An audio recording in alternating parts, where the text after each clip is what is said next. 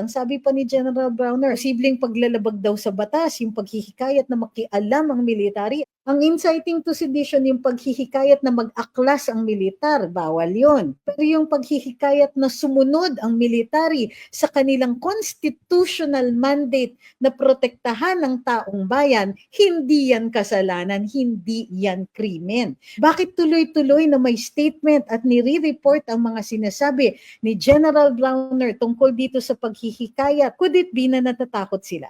Kabado sila na baka may makonvince ang mga ito na mga active service military. Dalawa yung lumabas. Unang-una, ang sinasabi ni General Browner ay iniimbestigahan na daw ng CIDG hindi lang yung mga retiradong military, kundi lahat ng tao na naghihikayat sa ating military na ano ba yung term na ginamit niya? Na makialam, to intervene. Yan.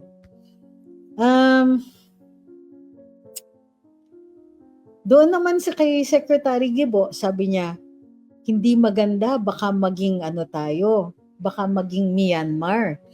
Pagka nagkaroon daw ng military takeover, posible na yung ibang mga assets natin that are abroad ay mafu-freeze, yung mga accounts natin, pag hindi tayo kinilala ng ibang bansa, and so on. Sabi niya, it's not good. Pagka ganon. Okay. So, bakit parang ang dami kasing items na na lumabas tungkol dito sa mga retiradong military natin na naghihikayat ng pagbabago. So, napansin ko lang na ayaw nilang tumigil tuloy-tuloy. Una, pananakot tungkol sa pensyon. After that, umatras. Pero bago sila umatras, disclaimer, walang sinasabi daw si BBM tungkol sa mga pensyon, ganyan. Parang masyado naman kayong sensitive. And sa tingin ko nga, kung mayroon man na banggit ng pangalan ni BBM tungkol doon, well, it wasn't sa atin, and kukunti lang sa mga nakita natin, halos wala. Niwala nga doon sa mga mainstream na nagre-reflect ng ganong klaseng opinion. Napaka-sensitive nila, sinasabi na walang sinasabi si BBM tungkol sa mga pensyon. Wala namang kami ding sinabi tungkol doon. Bukod pa doon, ito na nga.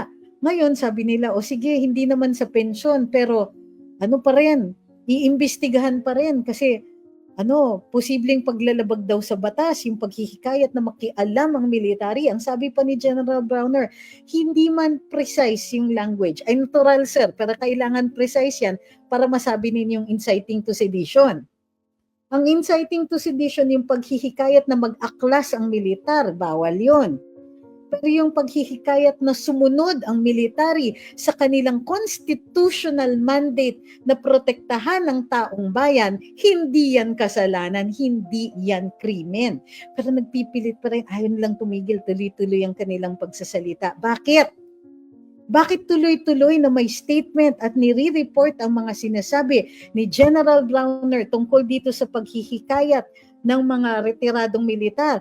Bakit pati si Secretary Gibo, salita na rin ng salita? Could it be na natatakot sila? Could it be na kabado sila na baka may makonvince ang mga ito na mga active service military na sumunod sa kanilang mandato na nakasaad sa saligang batas na sila ang protektor ng taong bayan?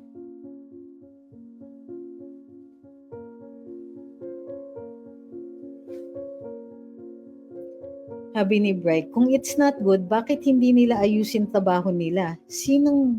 Kaninong trabaho nila? Ayaw nilang tumanggap ng kritisismo.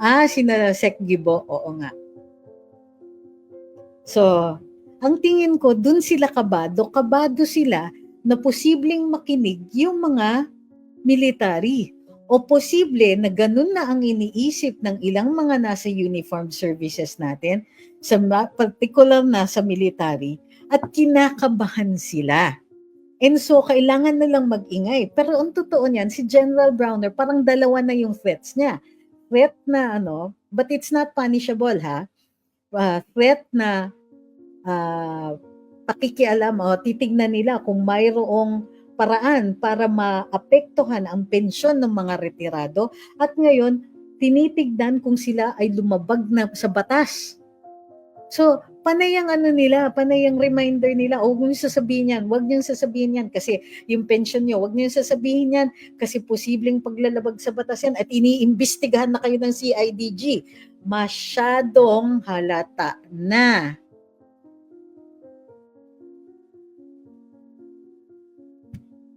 Tingin ko dyan is may kaba talaga sila. They are worried na mayroon na pong mga nakikinig o mayroon or nakikinig sila pero they are simply biding their time. So, yung pananakot na yan is General Browner and Secretary Gibo's way of telling the military, huwag kayong makinig sa kanila. We will punish them. At sinasabi niya dito sa mga military, ex-military, mga retired military, na huwag kayong magsasalita ng ganyan. Yun, sabi nga ni Zara Francisco, sa dalas nga nila mag-comment and make denials about coups, parang naniniwala na akong totoong meron. Or at least iniisip nila. Sabi ni Kamarang Magnanakaw, ang dami ng military na naka-assign sa Mindanao ang galit sa gobyerno at sa mga general na aso ng Malacanang. Kaya ganun na lang ang takot nila. Sabi ni Strictly, sa sobrang paranoia ng gobyerno na to, lahat ng aninong makita nila kalaban na. Takot na takot sa sariling mga multo nila. Tyranny enforced and amplified by press media releases. Well said. Thank you, Sir Art. Good night, Ma'am Mirna.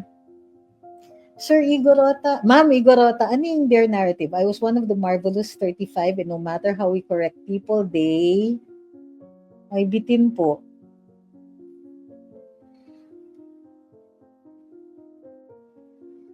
Sabi ni Ma'am Karen, sige po, na may ibang passport ready tumakas pag nagkagulo, bad optics tong choice of speech ni Gibo na who has no credibility anymore because of the participation in the group effort to send a Filipino citizen to be tried in a foreign land. He should be the one in the list. Kasuhan sa ombudsman kaso hopeless na kasi may Remulla show sa eskwela na. Tama, sabi ni Earl Libre, may benefit sa uniform personnel na dinadagdagan. So anong tawag natin dyan? Carrot and stick. Dinadagdagan nila ng 350 pesos, dun sa, ano ba yon? Allowances.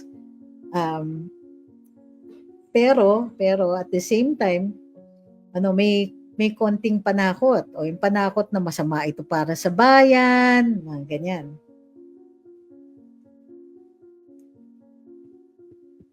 And sabi ni JV, performance bonus.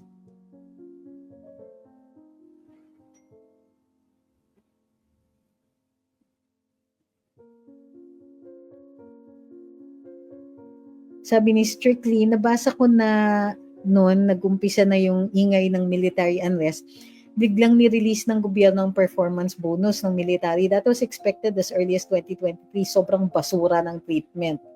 Totoo yan. Akala mo naman bago yung binibigay. Akala mo naman kanila yon para i-delay. Pero ang totoo niyan, alam niyo kung bakit na-delay? Ano pa nga ba, hindi sila sumunod sa budget.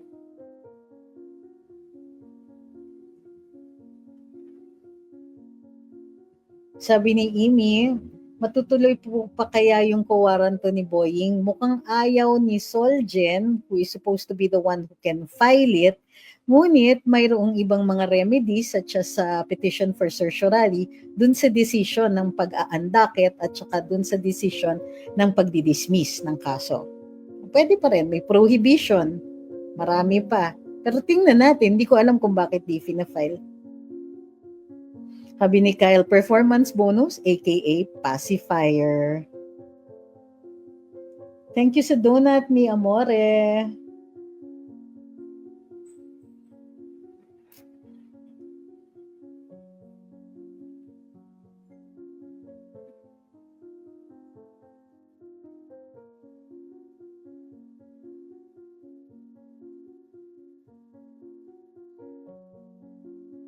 Totoo bang Vice Admiral yung asawa ng isa? Ninong isa? Grabe, napaka-vague. Hindi ko na-gets yun. Thank you, Kai Ranz. Sabi ni Joselito, kinakabahan na yan sila kasi dami ng galit sa sindikatong gobyerno. Inis na sistema ng investigasyon ng ICI at Blue Ribbon. At syempre, yung ginagawa kay PRD, o huwag mong sabihin hindi kasama yun. Ako lang.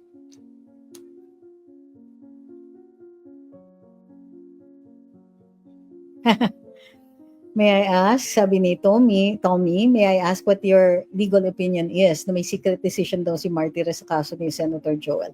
Kung mapapansin niyo po, inurong na po ni Ombudsman ang kanyang intensyon na buhayin muli yung kaso ng dismissal ni Senator Joel.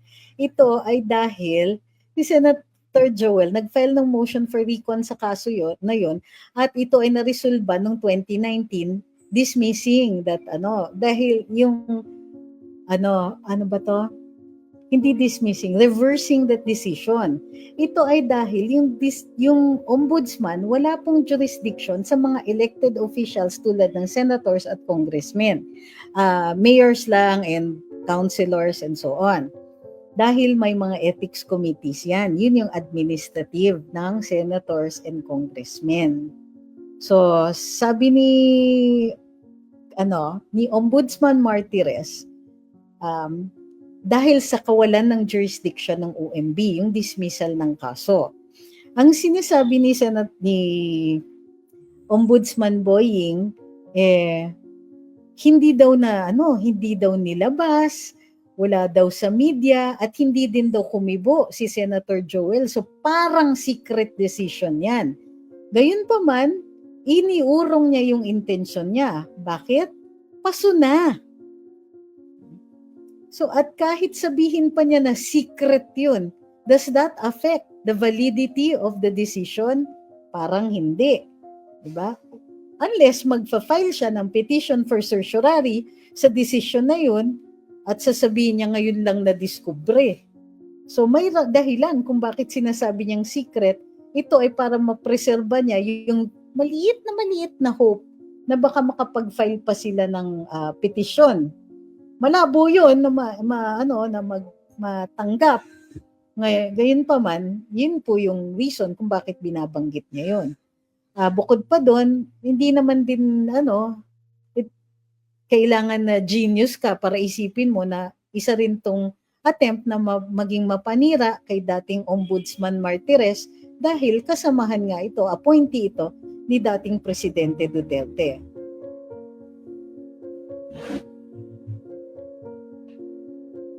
Baka paso na ma'am. Posibleng kaya hindi yan inaakyat sa Supreme Court dahil baka maliit yung chance posibleng paso na.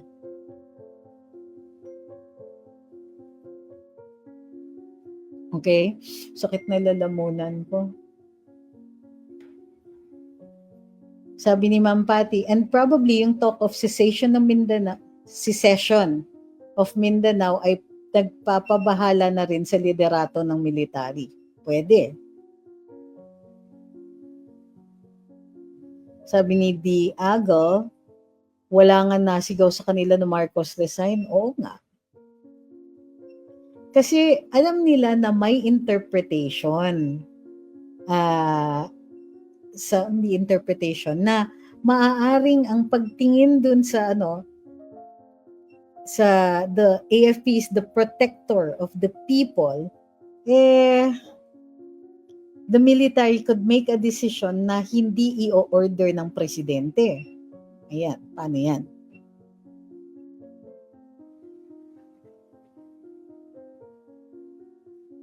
Sabi ni Bright, bakit hindi nagsasalita si Soto tungkol dun sa binigay na letter ni OMB Martires that explained the case of Villanueva?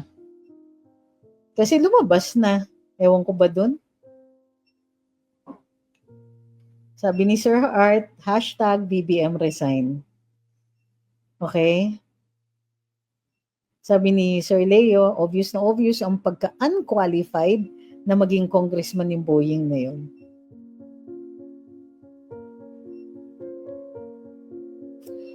Sabi ni Luffy, nabanggit sa post ni Kong Kiko na lumalakas na daw di umano ang NPA dahil sa korupsyon ni BBM. Posible. At saka parang malamya ang drive ni Presidente BBM. Hirap pa rin ako na Presidente Marcos, Presidente Duterte pa rin ang nasa isip ko. Posibleng hindi rin priority sa drive ni Presidente Marcos ang mapuksa ng tuluyan ang NPA.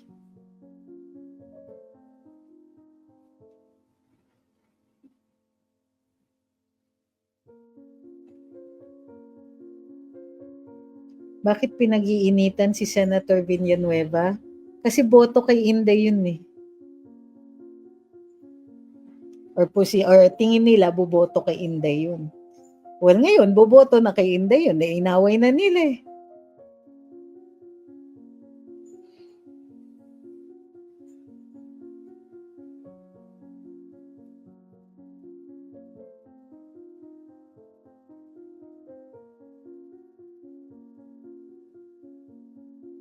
Sabi ni Yan, smart gyud kasi si Tatay Digong na nakita ng mga world leaders and elites. Sabi ni Tommy, sabi kasi ng mga pro-admin vloggers, ba't kayo nakikinig sa mga yun? Alam niyo naman hindi they have already taken a side, di ba? Binalita na si Sen Joel na absuelto siya, hindi ba daw siya natuwa? May privilege speech nga si Senator Joel noong 2019 pa lang tungkol sa pagkaka-absuelto niya.